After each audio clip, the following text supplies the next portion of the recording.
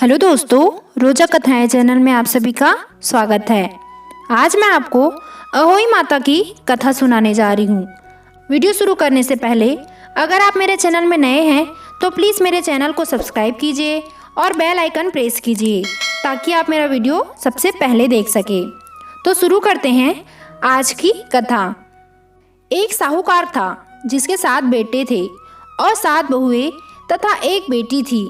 दीपावली से पहले कार्तिक बदी अष्टमी को 7 बहुएं इकलौती ननंद के साथ जंगल में खदान से मिट्टी लेने गई।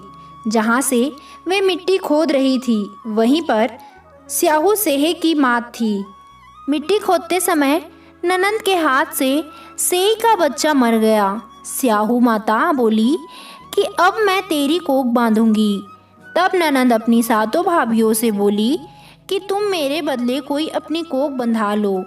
जब सब भाभियों ने अपनी कोख बंधवाने से इनकार कर दिया, लेकिन छोटी भाभी सोचने लगी यदि मैं कोख न बंधाऊंगी तो सासू जी नाराज होंगी। ऐसा विचार कर ननंद के बदले छोटी भाभी ने अपनी कोख बंधा ली। इसके बाद जब इसके जो भी बच्चा होता वो 7 दिन बाद मर जाता। एक दिन साहूकार की स्त्री ने पंडित जी को बुलाकर पूछा कि क्या बात है कि मेरी छोटी बहू की संतान 7वें दिन क्यों मर जाती है। तब पंडित जी ने कहा कि तुम काली गाय की पूजा किया करो। काली गाय स्याहू माता की भायली है, वह इसकी कोख छोड़े तब तेरा बच्चा जिएगा।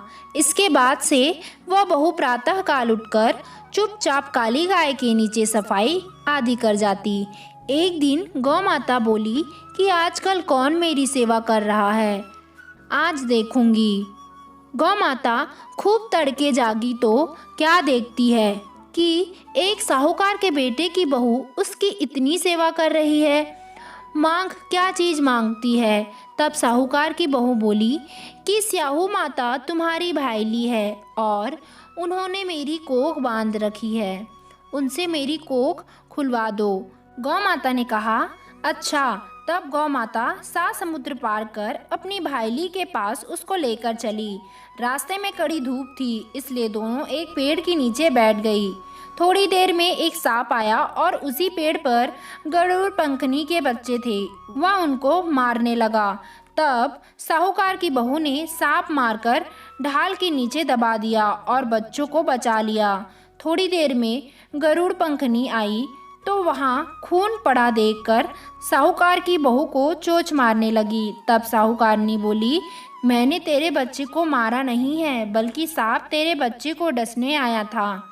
मैंने तो तेरे बच्चे की रक्षा की है। यह सुनकर गरुड़ पंखनी खुश होकर बोली कि तू क्या मांगती है।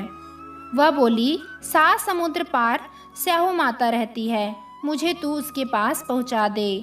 तब गरुड़ पंखनी ने उन दोनों को अपनी पीठ पर बिठाकर स्याहू माता के पास पहुंचा दिया।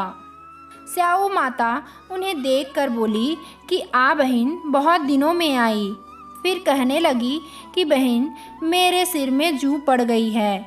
तब सुरही के कहने पर साहूकार की बहू ने सलाई से उनकी जुएं निकाल दी। इस पर स्याहू माता प्रसन्न होकर बोली कि तेरे 7 बेटे और 7 बहुएं हो। वह बोली कि मेरे तो एक भी बेटा नहीं, 7 बेटे कहाँ से होंगे। मेरी कोख तो तुम्हारे पास बंद पड़ी है। यह सुनकर स्याहू माता बोली कि तूने मुझे ठग लिया। मैं तेरी कोख खोलती तो नहीं, परंतु अब खोलनी पड़ेगी।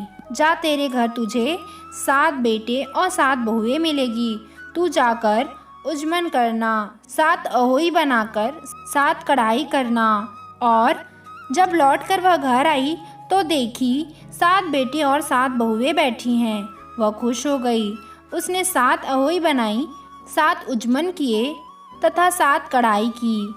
उधर दीपावली के दिन जेठानियाँ आपस में कहने लगी कि जल्दी जल्दी पूजा कर लो, कहीं छोटी बहू बच्चे की याद करके रोने न लगे।